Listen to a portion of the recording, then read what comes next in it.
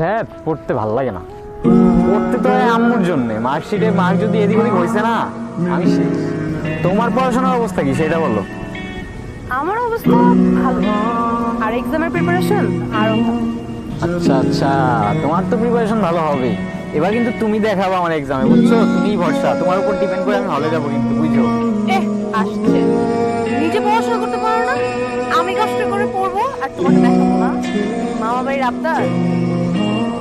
আজ তুমি দেখাবো না তো কে হেল্প করবে? তুমি দেখাইলে তো তুমিই তো হেল্প করবা, তাই না? এমন করবে? কেমন করছো? আচ্ছা শোনো না, আমি না একটা জিনিস নিয়ে অনেক টেনশনে আছি। কি নিয়ে টেনশনে আছো তুমি আবার?